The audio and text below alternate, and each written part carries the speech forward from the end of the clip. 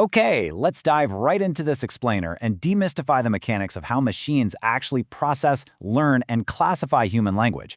Have you ever wondered how your email just knows what's spam, or how an algorithm can instantly tell if a movie review is glowing or terrible?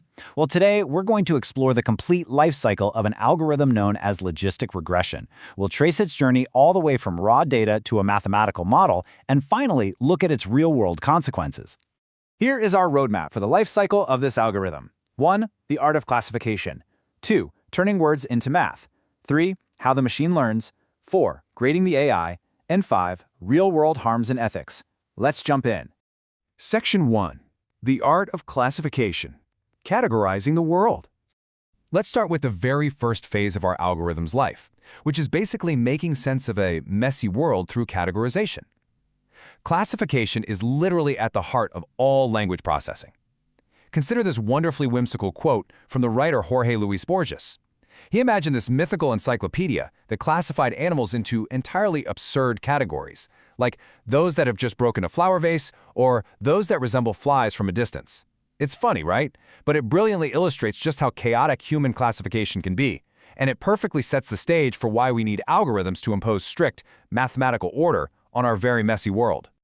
Luckily for us, the classes we use in natural language processing are far easier to define than Borges's weird animals. Our algorithm's goal is to take a single input, like an email or a text document, and cleanly classify it into a discrete category.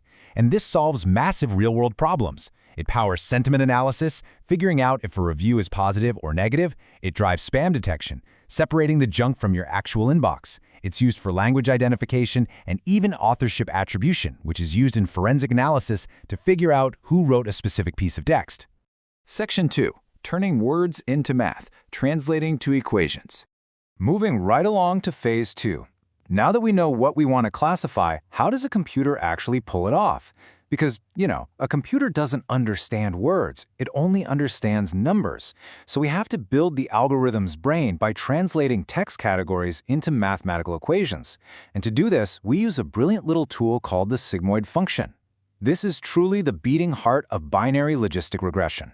When a computer looks at a text, it looks at features, like specific words, and assigns them weights. Positive words get positive weights, negative words get negative weights.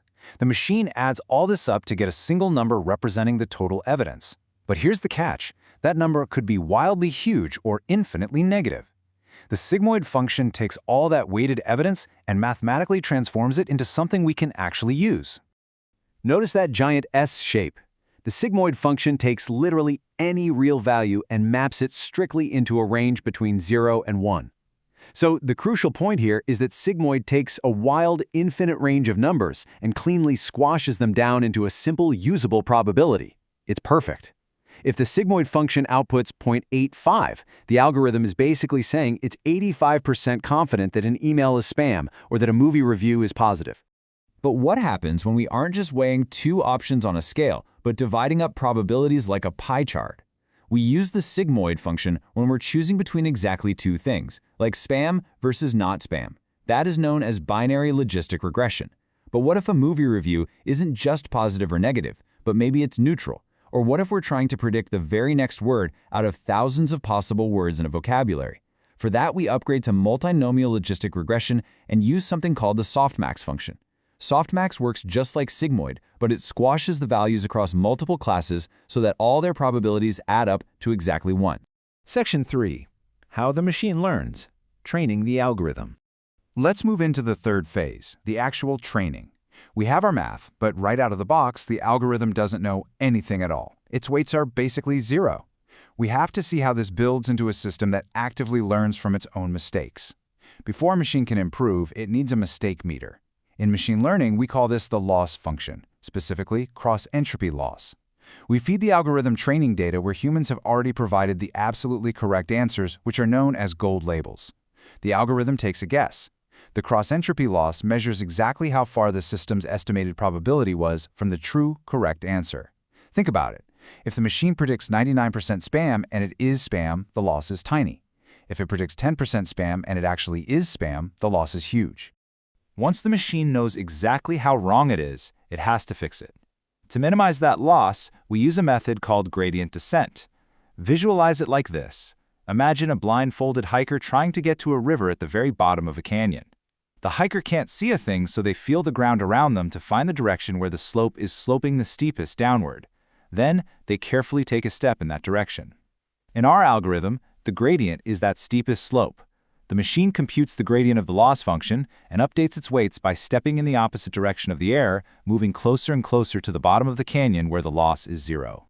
Now let's put it all together to see the actual engine of learning, stochastic gradient descent. It's essentially a loop. Step 1, the algorithm computes the probability for a random training example. Step 2, it calculates the cross-entropy loss to see how wrong it was. Step 3, it finds the gradient, that steepest slope in the math. And step 4, it adjusts its weights based on a learning rate, which basically dictates how big of a step our blindfolded hiker takes.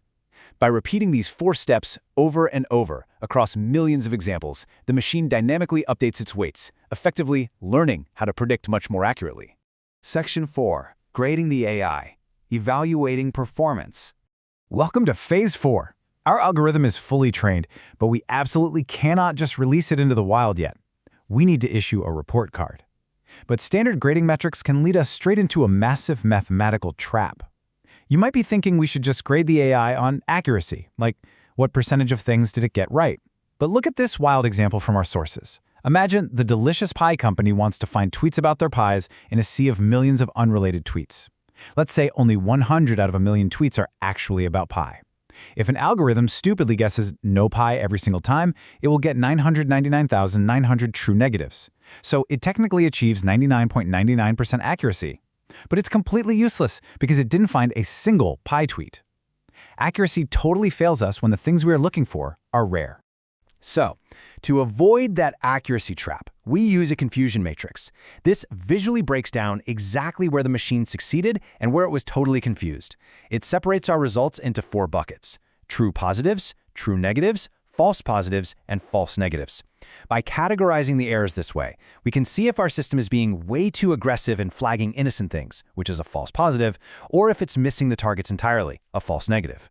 And from that matrix, we derive a much more honest grade called the F1 measure. It perfectly blends 2 crucial concepts together: precision and recall. Precision asks, of all the items the system claimed were targets, how many actually were?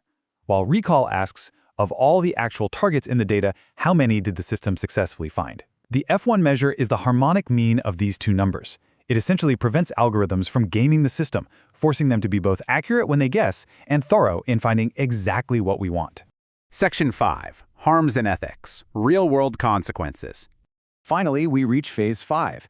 We have to look at what happens when this algorithm leaves the lab, fully trained and graded, and actually begins operating in our society. The mathematical life cycle we just explored isn't flawless, unfortunately. Algorithms learn from human data, and naturally, human data contains human bias. Our sources highlight specific representational harms that can happen out in the real world. For instance, studies examining sentiment analysis systems found that they frequently assigned negative emotions simply when a sentence contained a common African American name. Furthermore, toxicity classifiers designed to filter out hate speech have been shown to falsely flag completely non-toxic sentences that simply mention women, blind people, or gay people. Because machines naturally amplify the patterns in their training data, these false positives run the severe risk of mistakenly silencing the very minority identities they are meant to protect. It's a critical conversation we need to have when looking at how these models operate. So how do developers mitigate this? Well, one structured way to address these pitfalls is by attaching a transparent model card to every single algorithm. Think of it literally like a nutritional label, but for AI. It documents exactly what algorithms were used, where the training data came from, who the intended users are, and most importantly, how the model actually performs across different demographic groups. It forces developers to map out exactly where their classifier might fail and who it might negatively impact before it ever goes live. Which brings us to a really vital question to take away from this entire explainer. If machines simply replicate and amplify the historical data hidden inside our training sets, who is really training who? As we build these incredible mathematical brains to sort, classify, and filter our text, we have to constantly evaluate whether they are truly serving us, or if they are just reflecting our own historical patterns right back at us in the shape of a perfectly optimized algorithm. Think on that next time your spam filter makes a mistake. Thanks for tuning in and keep asking questions.